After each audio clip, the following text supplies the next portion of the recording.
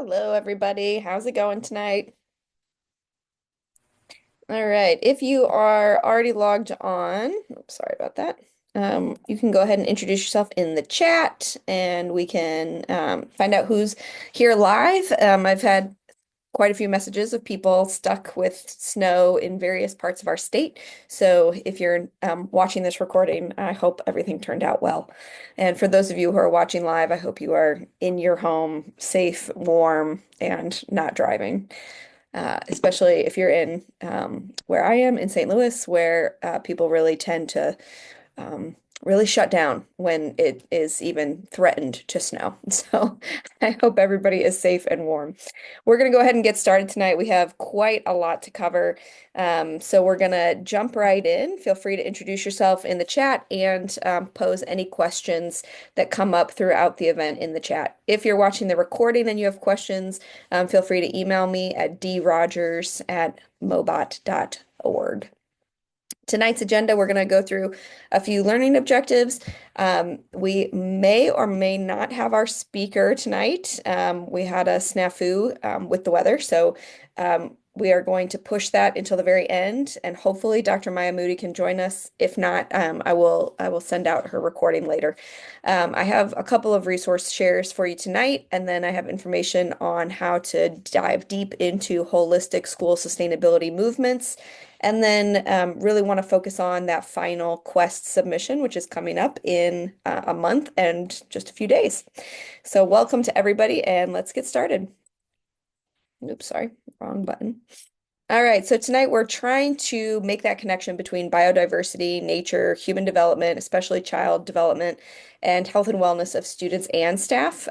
We talk a lot about student health in our program, but tonight we're also going to address staff health, which is a really important aspect of schools because this is where you work, and it's really important for you to have a healthy work environment just as much as it is for kiddos to learn in a healthy environment. We will talk about teacher burnout. We will also talk about addressing principals, administration, school districts, etc., for passion projects. And then we'll talk about whole school sustainability through Missouri Green Schools. And then we'll end with the final submission guidelines for the Green Schools Quest. I will come back to this, hopefully, but Dr. Maya Moody was supposed to be our speaker tonight. I'm really rooting for her to join us, but like I said, the weather is a really tough call right now. So we'll see what happens. So first things first, we're going to talk about teacher burnout. This is like one of my favorite memes of all time. As you guys know, I was a former teacher and a principal, and my family made fun of me all the time for constantly being stressed out, especially when I was 22 years old and a brand new teacher. And this is kind of what I looked like on the weekends. So we're going to address how school sustainability can be a part of avoiding teacher burnout or addressing it if it's already there.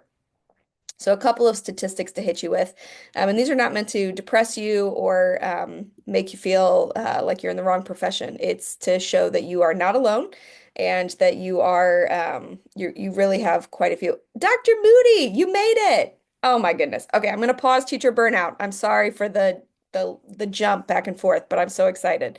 I'm going to go I'm going to go back to our introduction to Dr. Maya Moody, who has joined us. She is a community pediatrician, meaning she is really focused on much more than just one acute case at a time. She's focused on the whole child and the whole family and the whole community. She has a lot of credentials to her name. You can see all those lovely letters and degrees and universities. But she's also one of our local Missouri experts on the connection between the outdoors and human health. So, Dr. Moody, I'm going to stop screen sharing here and allow you to become a co-host. Pardon our issues here for just a moment, guys. And I will just fill in and say I apologize. I couldn't find which email I had the meeting link in. And then of course, it's a snow day for us here in St. Louis, so I had to juggle the children in the background, so I apologize. We more than understand. Almost everybody on this call is either an educator or a parent or both, and Yeah, taught during COVID. So we all know right. the disaster that was home learning. So, Exactly, exactly. all right, Okay. you are now a co-host, so feel free to take it away. Alrighty, sounds good. So, full disclosure that I may have kind of hijacked a little bit the concept, but I think it's going to be okay. So, all right. Okay, can you guys see my slides? Yes, we can. Okay, awesome. So I understand that this group is really working on like a greener schools initiative, which I think is amazing. As I am working on kind of health and nature throughout the state of Missouri, you know, we really talk about the importance of everyday exposures for kids to be in green and blue spaces where they live, work, and you know, play and learn. And so that's an amazing quest, quite literally, that you guys are on. So when I was asked to talk about kind of child development, biodiversity, nature and children, what really kind of caught me in some of the emails back and forth was this concept of biodiversity, and another one of my special interests is neurodiversity. We are a family full of neurodiversity, and so I really kind of wanted to focus in a little bit on this, like neurodiversity as biodiversity, and then in my prep for this talk really found some really cool things about like the built environment around neurodiversity and the intersection of biodiversity and nature. So I will do a quick introduction, but also full disclosure, did not read the 122-page document, but I do have it linked here for you all. So first of all, this concept of neurodiversity, and when we think about the different ways that brains kind of think and behave, maybe it's just every bit as crucial for the human race as it is as biodiversity, right? And so when we think about the environment and biodiversity and the ability to adapt and respond to changes or challenges, perhaps we can think about neurodiversity in that same way. So what is neurodiversity? Fully recognizing I'm speaking to educators that are probably a little bit more in the know, but just to level the playing field. Neurodiversity is really this concept that describes that people experience and interact with the world around them in many different ways, right? And there's no right way of thinking, learning, behaving, and that these differences are not really to be viewed as deficits. So when we think about ADHD, we think about autism, we think about Tourette's, we think about all of the different ways that kids learn and think and behave. Really, maybe it's all just one big continuum, right? So a few years ago, with the switch with the DSM and how the diagnostic criteria work on the medical side, we kind of lumped things together, right? So Asperger's went into autism, and so it's kind of more of these like lumping instead of splitting into categories. But perhaps we should really just think about it as one big, huge, long spectrum, right? So dyslexia, dyscalculia, autism, ADHD, twice exceptional learners, all of these things, and just kind of put them under this umbrella of neurodiversity. So Judy Singer was an Australian sociologist that really kind of really coined the term neurodiversity. And this was her thesis. And really thinking about elaborating this concept of neurodiversity as biodiversity, and how just as biodiversity is as vital to our ecosystem, that neurodiversity is vital to society. And when we think about the ability to respond again to these challenges and changes, we know that a more biodiverse ecosystem is a more robust and resilient one, right? And so perhaps neurodiversity can do that same. I'll pause just a second when we're talking about the neurodiversity, biodiversity piece, and just take a step back a little bit to the concept of neurodiverse populations and their experiences in nature. or being in an enriched environment, right? So we know that neurodiverse populations experience reduced symptoms of anxiety, depression, and stress. They have improved attention and focus and cognitive function. That there have been several, journal articles, books written about reducing sensory overload, and then also just a feeling of belonging. That's an important piece to the puzzle for children for their emotional regulation and their neurosystem regulation. So again, just to take a little bit more back to this biodiversity, I wanted to bring to your attention, and again, I did not go into the full details of all of it, but this is a neurodivergent psychotherapist that also did a piece on, what biodiversity teaches us about the importance of embracing neurodiversity. And she really talks about thriving environments. So this is the piece where I thought that maybe this would be applicable to really your group, and thinking about neurodiverse individuals and how kind of having a universal design when we think about things, and how, rising tide raises all ships, and then that interaction of the environment, both a biodiverse environment for a neurodiverse population, and thinking about some of the work that you all are doing. So we know that robust and resilient ecosystems really rely on that biodiversity, right? And so how can we translate that concept into schools and workplaces for neurodiversity?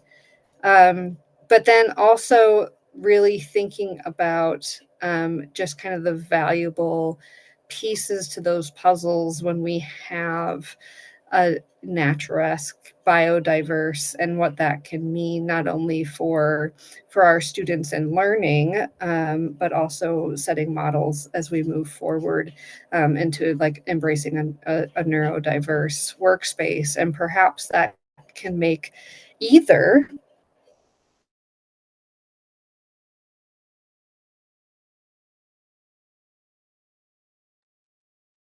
Did she freeze to everybody else?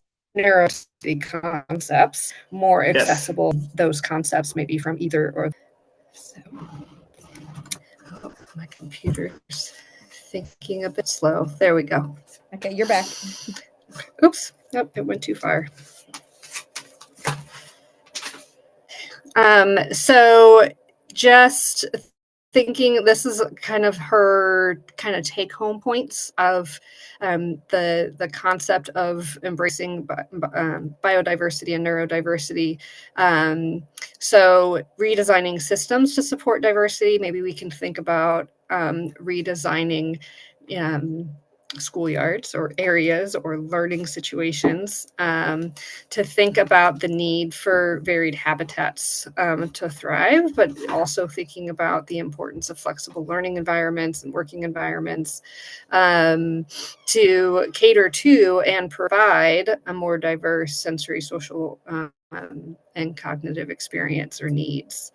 And then thinking about unique contributions, thinking about how the interactive species and their strengths really provide a more, again, robust kind of ecosystem. And we can kind of think about that same and how it parallels to neurodivergent individuals. And then inclusive policies and practices. Again, there's a little bit of a parallel here when we think about how can we have ecosystem, sustainable, resilient biodiversity, right? And how do we to the neurodiversity space and vice versa? And thinking about creating friendly spaces, both, but also sensory friendly spaces, not only for our neurodiverse populations, but then thinking about how that goes hand in hand with really creating the strength and the biodiversity for the ecosystem. And then again, just valuing differences, right? So this is kind of a culture shift. I understand that this concept is kind of high pie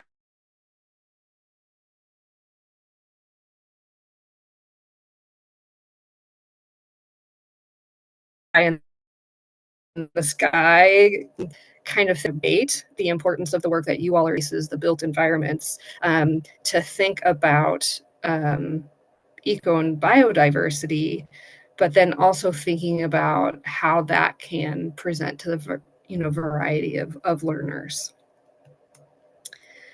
Um, so then there's also this concept. So this is Dr. Sherry Russell there in the middle with a green beanie hat on and her big smile. If you've ever been to any of the Missouri Department of Conservation meetings, which is actually how I was able to get to your group, was that I am working with Dr. Sherry Russell and Larissa Smith on the policy side of MDC, working around the concept of One Health, and how healthy ecosystems, healthy people, healthy animals all really are one, and bringing together conservation and medicine, and other partners to really focus in on this concept of we are all connected. The health of the animals is the health of the people, is the health of the ecosystem, all of these things. So anyway, Dr. Sherry Russell, and over these couple of years that we've been working together, really has this, and it's kind of like an yeah, duh kind of concept, but we're actually working on, like writing this out. When we're talking about reciprocal restoration is what she calls it. And when we think about individuals working in environments, so be it a prairie restoration, be it a vegetable garden at the schools, be it any sort of a stream team, for example, any sort of like conservation, taking care of the land, learning about nature. What's this reciprocal restoration that occurs, right? So we think about restorative justice systems, we think about trauma-informed care. We know that kids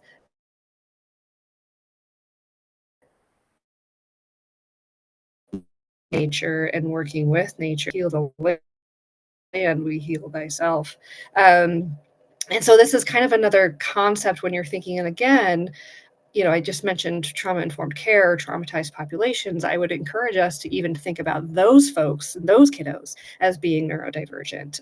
There's a lot of overlap, and just how their nervous systems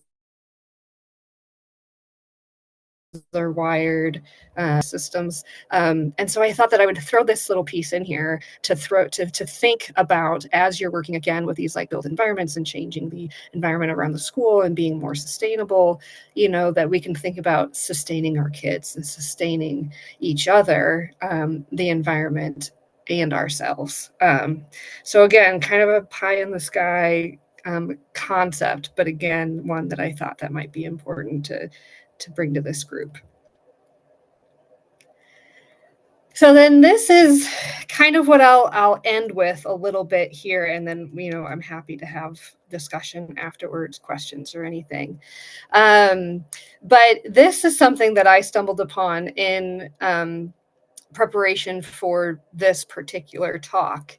And Perkins and Will, some of you may be familiar with them. I had no idea. But they're like an architectural design firm that works around sustainable spaces, how to bridge architecture and nature, using the built environment, and so when I saw this, I was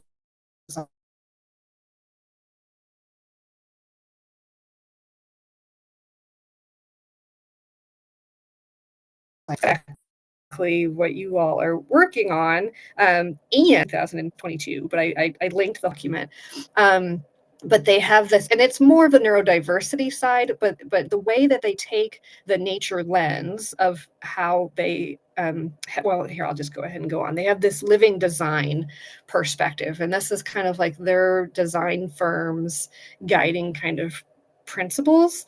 And if so, then they took this, right? So they're coming from a nature sustainability lens, and or a nature sustainability, you know, purpose, and then took a neurodiversity lens to it. So I thought that that was really interesting.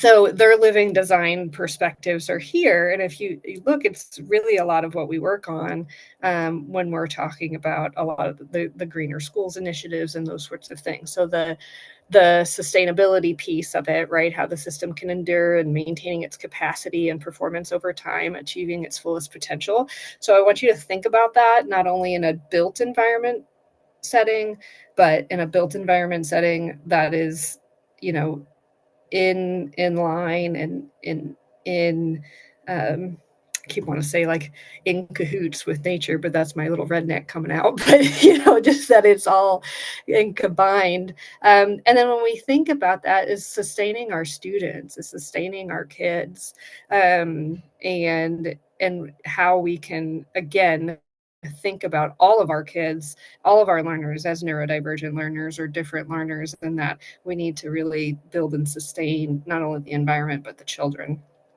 And then again with that resilience, right? So this a system. So I like that you can think about these things in a much higher level, right? A system. What are we talking about? Are we talking about an ecosystem? We're talking about an educational system?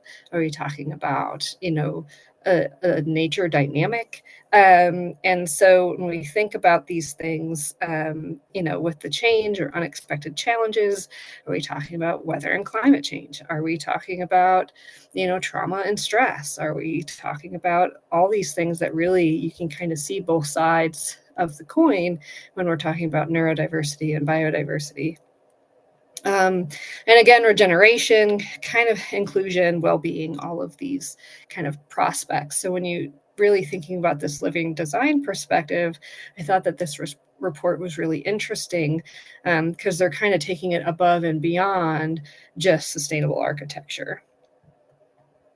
So the other piece that I thought was really interesting when we think about neurodiversity as biodiversity or biodiversity, the concept is, right? So there are plants and animals and microvertebrates and all of these, you know, species that have a preferred environment, right?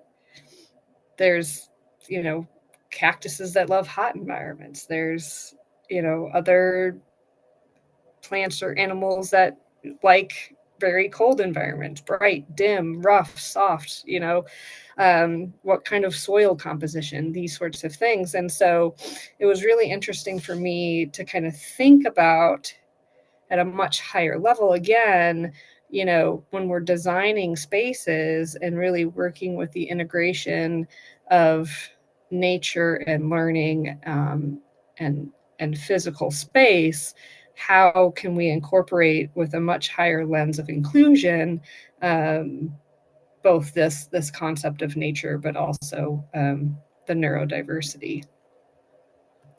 So I know that was a lot of like conceptual things, not very nitty gritty, as like a child learning to walk at 12 to 15 months would it benefit from a rough terrain kind of things. But I wanted to take the opportunity just to kind of bring it a little bit higher in concept. So I hope that was okay. And if not, maybe I can come back with a different slide set. But I'm happy to open it up. I will stop sharing. There's my email. Please feel free to jot that down. I can also share my slide deck if others would like. But I will stop sharing and just kind of open it up for discussion. Yes, definitely. Please share the slide deck. We have had several requests already in the chat for that. So, and we have a whole section of our people who can't attend live, so they would love to look through this. This is a really interesting concept, and basically you have hit the heart of why we do these projects. So thank you. That's excellent. Good. Anybody can come off of mute to ask a question, but I've had a couple of people send me like individual messages to ask for the group. So the first one is I had a parent of a, this is a teacher talking. I had a parent of a neurodiverse child tell me her son doesn't do well when they go outside. What would you say to her if you were me trying to convince her to let him go outside to our garden? Mhm. Yeah, so I would ask the why. Why does he not do well outside? Is it lack of exposure? Is it a sensory overload? Is it lack of familiarity? Is it a hot or cold intolerance? Does he have asthma or allergies that need to be better controlled? So there's a lot of different things to think about. But I think really trying to get to the reason of why, and then what reasonable accommodations can we give to the Mm, students and the family to think about. And maybe they don't see the value, right? So maybe it would be a hard thing to get the kid out. Maybe they would have a temper tantrum or have a meltdown. And if the family doesn't see being outside as a value, then they're not going to struggle with you to achieve that goal, right? So shared decision making, planning of a goal, having them understand, and then really just kind of like baby steps, sort of like we do with IEP goals, and we just kind of chunk it to achieve it in little pieces. yeah, absolutely. I think that's awesome. You just also said like 9 different educational buzzwords, so we know you're legit. All And right. again, my neurodivergent children, I have Nice. 504s and IEPs coming out of my ears. Then you definitely understand. Okay, are there specific activities or experiences outside that are better than others for students with autism specifically? um, I think it all depends on the kid. It, some kids, my first thing that I go to is water. Um, because generally speaking, most autistic children like water, right? And water, especially if it's like a bubbling brook or a slow moving stream. Mm, So they get the slight visual of the moving water, they get the low rumble of the auditory. They can get more of a sensory of the cool water and the smooth rocks and the sand and those sorts of things, right? So um, that's that was the first thing that like literally just popped into my mind when I think about it. The other thing to think about is um, the kid, right? And are they hyposensitive? Are they hypersensitive? Right? Because there's a lot of sensory input. So like maybe they would love to go into a cool dark cave or something similar in the bushes in the front of the school, right? And make a cozy corner and have that be their reading space, right? Or maybe they want the sensory input of rolling in the grass, right? In the sun.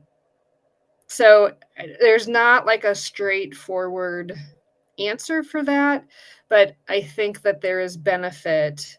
Um, and it's regulating, right? That sense of community with nature, the sense of belonging to something bigger, to being part of that ecosystem, right? We know that attunement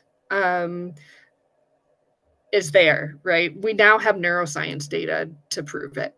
So it's not just like wishy-washy stuff anymore. Like we know that this happens.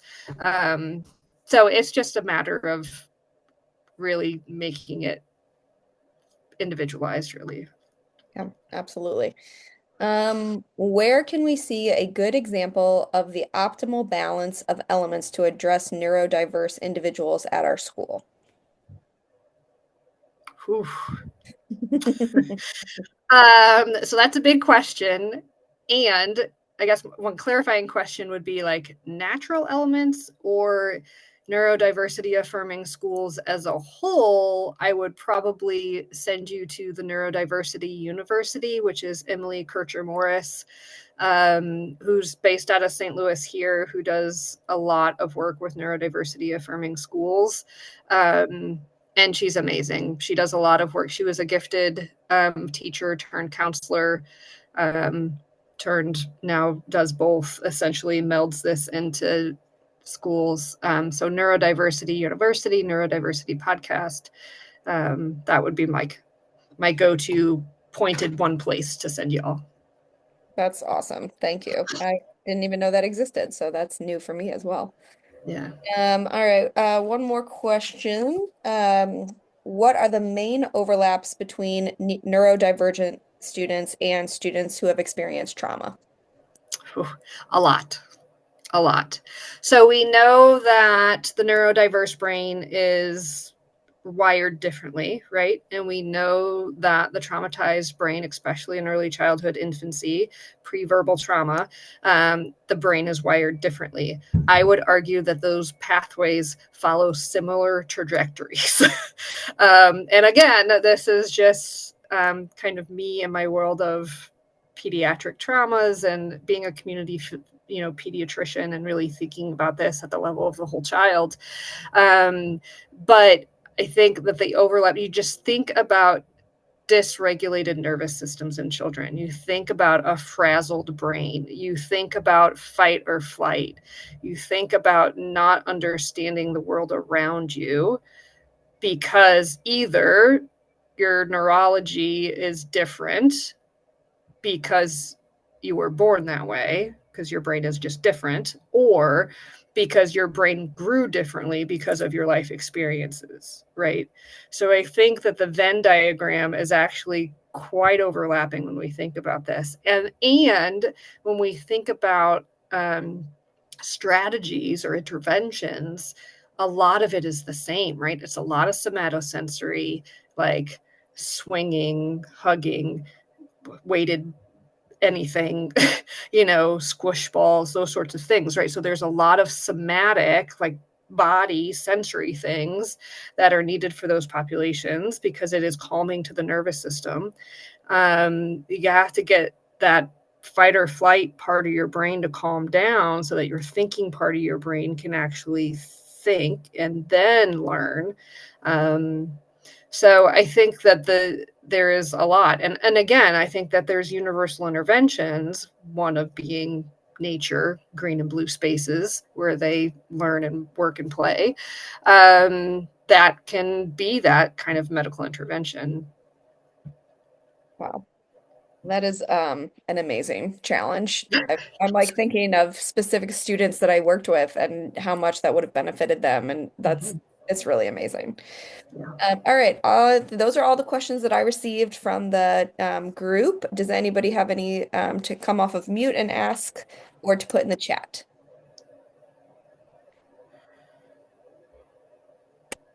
All right. Well, Okay, Dr. so I was Moody. going to say the Oh, go ahead. Neurodiversity University that you were talking about. I just looked that up as you were talking about that. And I was also wondering, as far as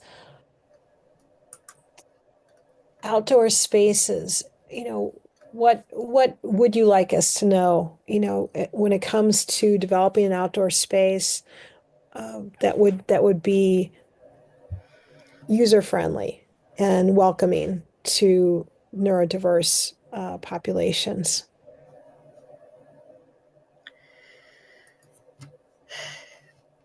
I think,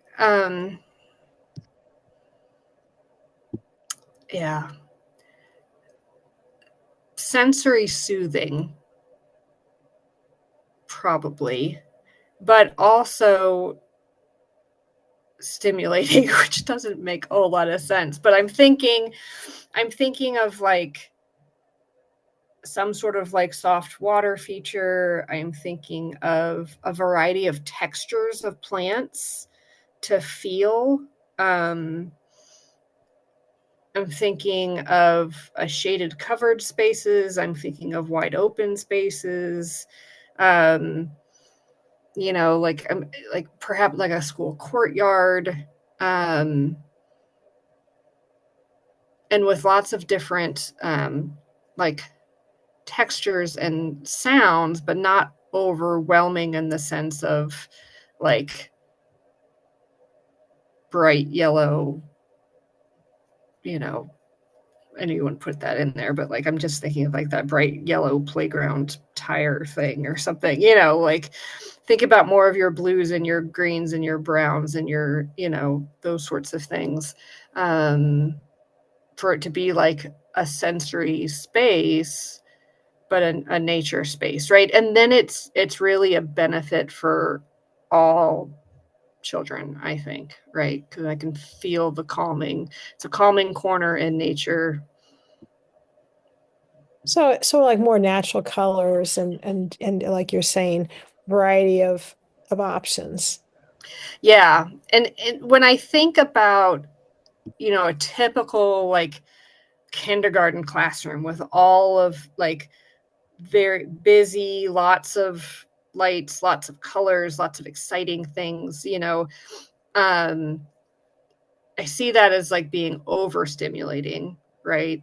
Or I'm thinking about a school cafeteria, which I go to twice a year, both for my girls' birthdays. And that's about all of the 20 minutes of that day that I can handle. You know, but like you think about like the reverberations of the sounds and those sorts of things. So when I'm thinking about, you know, a quiet, calming nature corner, I'm thinking of, you know, calming, lots of greenery to absorb a lot of that reverberation. Um, yeah, soft textures. Yeah, the school cafeteria is definitely the polar opposite of the babbling brook that you mentioned. So that's those are very helpful extremes. Yeah. Well, we are at time, so thank you so All right. much, Dr. Moody. I really appreciate it, and especially with the weather and all of the snafus. I know you have kiddos that you're trying to take care of. There's a lot of positive feedback in the chat already. Uh, Awesome. Thank but you. everybody on the call and everyone watching the recording, I will follow up with Dr. Moody and send out the slide deck so that we can dive deep into these concepts. So thank you, Dr. Moody. Feel free to stay on or feel free All to right. go back to your kiddos. And All the rest of right. the call, we've got about 24 minutes left, and I'll get you out of here. Okay. Thank you all. Great Thank work. you very Keep it much. up. Appreciate you. All right, so we're going to jump back into our teacher burnout and giving you guys that babbling brook feeling. So basically, these statistics for teachers are very similar to our neurodivergent population. You guys are overstimulated. You're tired, you're stressed, you've got way too much going on, and you don't make enough money. You just don't.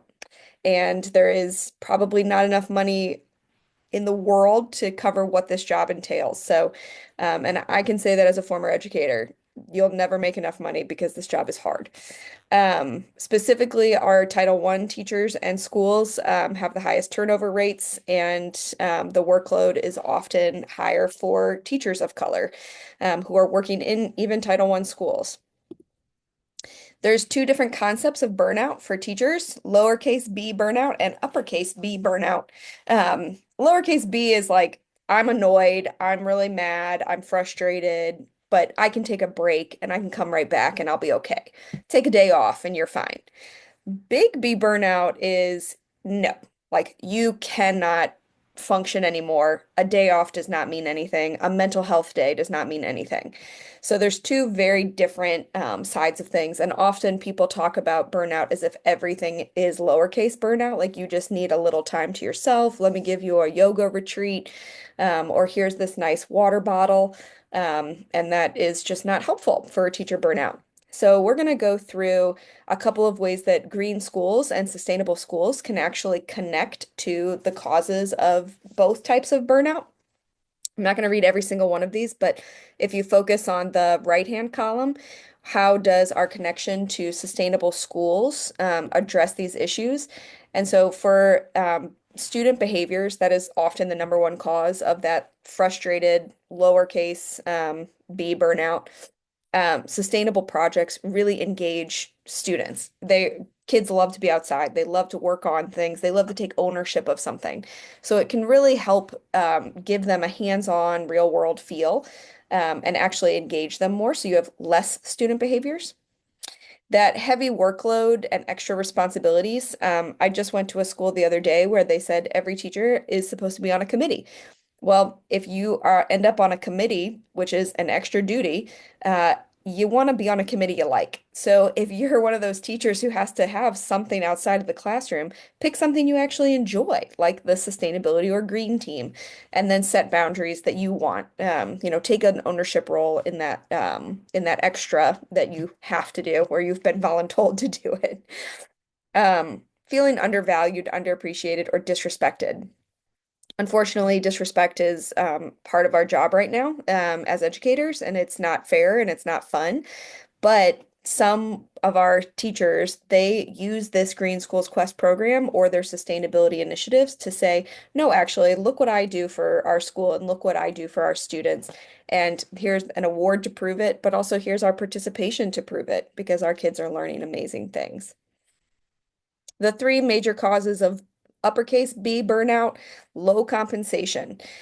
Oodalolly. Okay, so long-term speaking, this is an amazing concept to build sustainability practices into your district to save them money so that they can pay you more or give you more money for supplies and projects. There's also an incredible amount of grant money available for green and sustainability initiatives. Even with the federal funding cuts that are coming or that have already happened, there is still an enormous amount of money out there for this work, especially for even small projects or giant projects. Another giant cause of the big scary burnout is when you have to do more, that you're not just a teacher who's educating a kiddo on how to read or how to understand a concept. So when you are serving as that teacher slash counselor slash nurse slash second, third, fourth parent, especially for kiddos with trauma or neurodiverse students, as we were speaking about tonight, using sustainability as a form of therapy and mental health exercises is extremely effective. I'll be sending out this PowerPoint and they have all the hyperlinks are in here. And so these two articles really helps understand how to connect these different types of mental health crises with the environment as both problem and solution. And then there's also a lack of autonomy and trust given to teachers. And you're already fighting against that feeling by becoming a Green Schools Quest school leader. But it's a really wonderful movement to be a part of if you want to take your school even further. This is one of my favorite quotes of all time. Can I have somebody come off of mute and read it out loud for us so that you don't just hear my voice saying it? I can come off mute. Thanks, April. Sure, yeah. Somebody has to do it. The kids will always be there. The needs will always be there. The workload will always be there. All this stuff doesn't go away. When you're completely depleted, there will still be needs. If you make it your job to meet every last need, there will be no renewing of you. It's unsustainable and you will burn out. But if you think of yourself as a renewable resource like a bamboo forest, then you can harvest it, use it, and that's fantastic. But it needs some time to come back up. If you can start thinking about using yourself sustainably, then you can meet some needs and you will meet one you sorry, I can't do it anymore. And you will meet way more needs that way than you will meet if you pour yourself out to the point of exhaustion. Molly Davis, Wild Goose Counseling. April, you have such a soothing reading voice. That was so lovely. Thank you. Oh, thanks. Bamboo is one of my favorite things on earth because it's renewable. We're going to pause that for just a moment. But this video is 8 hours of listening to bamboo forest sounds. But the bamboo properties are strength, flexibility, and growth. It can grow 2.9 feet in a day, one of my favorite statistics of all time. And cutting it makes it grow faster. And it is one of the most sustainable materials in the world. And the point of it is that it can bend without breaking like a teacher, and it can be stronger than steel like a teacher, and it can survive a lot, but it still does need time to grow, just like you, and you need time to rest as well. So helping you understand your own strength and your own properties is really important, but also giving yourself that freedom to step back and say, I've done this, and now I'm going to grow a little bit and I'm going to chill out just for a minute. All right, I'm going through this very quickly because we only have 16 minutes left. Um, for our resource share to approach administrators for passion projects, I have a link here that takes you to an entirely different and full presentation on approaching administration. As y'all know, I was a former principal, and people came to me with the weirdest and funniest and goofiest requests of all time. And if they came to me the right way, I usually funded them or took them and changed it just a little bit and tweaked it. And if people approached me in the wrong way, or sometimes approached me too much or not enough, it didn't go anywhere. So there's a whole presentation that I created based on my own experience as a principal of how to talk to principals, especially if you're asking for money. But there's also lots of other resources here on how to find money without your principal's help and without your school budgets. But the my favorite thing on earth is the very last one on this page, which is community mapping. And this is like my greatest strength is asking people for stuff. So my suggestion is always start local, meaning literally look at a map and see what businesses, nonprofits, and individuals live in your school's area. I'd say within 5 miles, because that is like a magic number for people. When you say, we are less than 5 miles from you, could you please support a school project? They almost always say yes, especially if you ask for something small at first and build that relationship and make sure they understand this is a local thing that you're asking for and it will benefit kids in their business area, and then always advertise for them. But then go to regional and then go to nation and then go to international sources of money and relationship building. But community mapping is amazing. When you ask for stuff, you almost always can get something. Particularly when when you're asking for funding for something so lovely like school sustainability initiatives, which helps kids and students and their families and the community and the staff. All right, my final resource share for tonight is the whole school sustainability framework. So this is how do we approach not just one little project at a time? How do we tackle the entire school?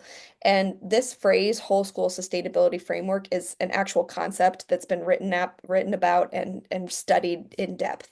And it's also what the U.S. Department of Education bases the National Green Ribbon Award on. These three different areas: the physical place, the educational programming, and the organizational culture of a school.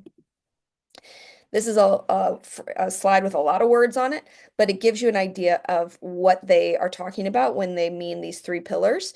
And the Center for Green Schools, this link to the whole school sustainability framework, has fleshed out each one of these concepts. And so your project is somewhere in these. Your Green Schools Quest project might be just on energy consumption or just on sustainability purchasing, or an outdoor learning program. And that is awesome. There is nothing wrong with that. But where do you go from here? How do you take it a little bit further? How do you take the next step? How do you address more? How does it become not just a fifth grade project? And so the whole school sustainability framework really gives you resources for pushing into a much broader audience, bringing in the entire school and bringing in all of these different areas where you could grow. Now, we offer this magical program called Missouri Green Schools because we want to support you to getting all of those different metrics met. So, Missouri Green Schools is kind of the next step after the Green Schools Quest. A lot of our schools are both Missouri Green Schools and Green Schools Quest schools at the same time, and that is perfectly acceptable. We actually love it when schools do that because we get more interaction with them. But Missouri Green Schools is still statewide, just like the Green Schools Quest, and it's still pre-K through 12th grade. And we offer an enormous amount of professional development to make sure schools understand how to achieve those different metrics. And then we also give you free access to this magical thing called the START tracking tool that has 53 sustainability metrics and teaches you how to achieve them through your school practices. Our Missouri Green Schools process is very simple. You simply enroll, you do the self-assessment, which almost all of you already do for the Green Schools Quest, and you find one sustainability goal using the START tool. Then you kind of get into more of the deep cuts. And once a year, we review all of your achievements and we give you a recognition level. It's far less time oriented than the Green Schools Quest. It's a rolling enrollment basement and basis. You can join literally at any time. You could join today, you could join December 30th. It does not matter. But basically you're pushing your school to do more than one project per year. You're trying to really sustain sustainability, if that makes sense.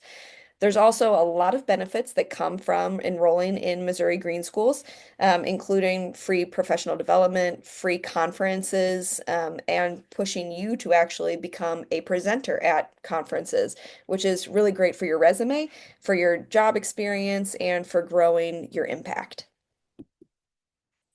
All right. My last thing that we're going to talk about tonight. I'm sorry I'm going through this so quickly. We're very short on time. The final submission for the Green Schools Quest project. I just want to go through and make sure that you guys feel comfortable. You have about a month left in the Green Schools Quest until March 15th when the projects are due. You have a final submission form, which is really basic. It'll take about 20 minutes to fill out. You'll submit at that time a written report, which is very simple. It is simply, what did you do? And you can write it out as in whatever form you would like, basically. You can have your students write it, or you can write it, or your mentor can write it. You really want to just explain what you wanted to achieve, how you achieved it, and what you're going to do next. The digital presentation is can take many, many forms, and we'll talk about that in a minute. And then you'll need 5 photos to upload. The rubric is hyperlinked here along with the baseline self-assessment, just as a reminder of what we're looking for. And then 3 really important tips that I've noticed from the judges. Number 1, data plays very well. They want to see before, during, and after data. They care most about what the students did in the project. I mean, it's awesome if you worked really hard and got a grant, and you should absolutely include that. Just make sure you explain what did the students do to help you obtain that grant, and then what did they get to do with the money that you got. And then the final point is that the judges really like is the impact of the project. This might be hard if your project is not complete before you submit on March 15th. That's okay. You can explain the anticipated impact. Basically, why is this important and what is it going to do for the people who get to benefit from it? A few common pitfalls. The first one is organization, deadlines, calendar. A lot of times at this point, a school says, well, we had a project, but we haven't started it yet. Or we're doing something outside and we can't do it because, hello, it's snowing. And so we won't be able to complete it before March 15th. My big, bold, underlined statement is here. Projects do not have to be complete in order to submit to the judges. You simply have to explain which parts have we not finished and which parts are we going to finish in the future. This photo is an example from one of our winners last year, Pattonville High School. They were holding a sustainability fashion showcase, and they took everybody's old prom dresses and their fax class, changed them into new prom dresses, and sold them for a fundraiser. But the sustainability fashion show did not happen until April 17th. And even though that didn't happen until much, much later, they still won first place in the high school division because they were so excited about what was going to come. The final other common pitfall is technology. Schools aren't really sure what to do digitally for the final submission. So I've hyperlinked some examples of past projects so you can kind of get a feel for what people do. But I really want to stress that the digital presentation can be as simple as a PowerPoint, or it could be a series of photos. It can be extremely low tech. Do not let the digital presentation be the roadblock to turning in your final presentation. It is perfectly acceptable, and we're not looking for, magical videos. We don't care about the tech side of things. We really are interested in, have you explained your project and have you shown the impact and what your students got to do? We have a lot of upcoming events. Obviously, March 15th is the project final submission. Then from in March and April, after you submit, I'm going to talk a little bit about how to prepare for the annual Green Schools event. Because on April 16th from 5:30 to 7:30 p.m., you guys are invited and your students are invited to the annual Green Schools event where we will announce the winners, we will celebrate everybody, and your students get to present in a science fair style this kind of your project.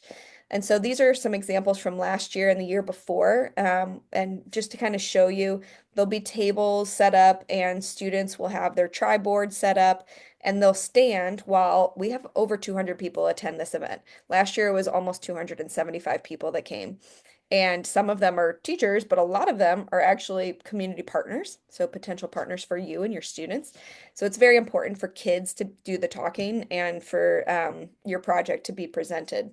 There's a hyperlink here to what you should include or what you could include on your poster board. Very important. If you cannot afford, if your school does not have in its budget the money for a tri-board, you just need to let me know and we will get you one. You got to tell me ahead of time. So please let me know so that you guys can get your tri-board and get to the annual Green Schools event. Registration is also hyperlinked here. You have to register because we provide food. Yay, food. And I have to order enough food. Last year we did not order enough food because I had about 75 people come that were not registered. So please register. And even if you're going to attend virtually, this is a hybrid event. Even if you're attending virtually, please register so that I know who's coming. At that annual Green Schools event from 5 to 5:30, we'll have setup, and that's when we invite students to come early so that they are set up and ready to go. We will officially open the doors at 5:30, and for about 45 minutes, we have the food, networking, and all the students get to present. From 6:15 to 7:15, we have the awards ceremony where we will show a video of the school projects, we will announce the winners, and we will celebrate everybody. And then we take this fun group photo. This was our photo from last year outside of University City High School. Our kids were so excited. They were just killing me the whole night. They were so cute. And so we take a photo, and then that's it for the evening. Then this one right here, April 21st through May 23rd. If you are a winning school, I contact you after April 16th and I say, hey, we're going to come to you and you get to decide how you want to celebrate the award. You might choose a whole school assembly. You might just want to present to one class. You might want me to come to a board meeting or to a staff meeting after school. It's really up to the school. We want to make sure that you feel celebrated in the way that you want to feel celebrated. All right, I'm going to pause screen sharing and take questions. If you are ready and done with the evening, feel free to hop off. I will stay on as long as you need me to. I can hear my baby screaming downstairs with my husband, so I'm in no rush. Feel free to keep me on here for at least a half hour more. But thank you all for coming. I do apologize that we had to race through this so quickly, but I'm going to blame the weather. So thank you, everybody. I'll stay on for any questions and have a great night.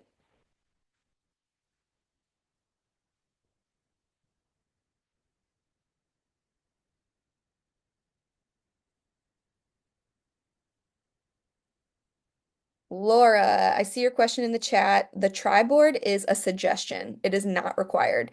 It's I will tell you if your school comes without a tri-board to the actual presentation, they will feel a little out of place because I'd say every school last year had a tri-board or a presentation of some kind. So if it's not a tri-board, if you want to bring your own some other form of presentation tool, and make sure you just bring something to hold it up with because we do not have the stands to hold poster boards up. So if you want something different than a tri-board, you just got to make sure it can stand on its own.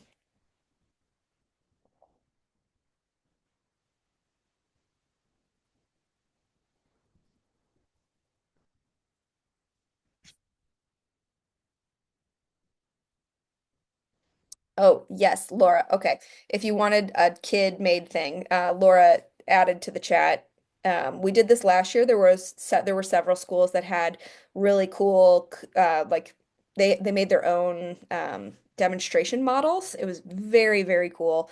So feel free to bring that as well. You will have a table to set your stuff on. So feel free to bring kid-made stuff. All right. Any other questions from our other folks who are still on?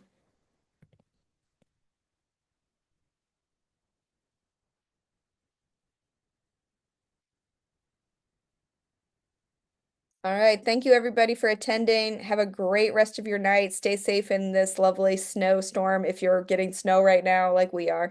Have a great night.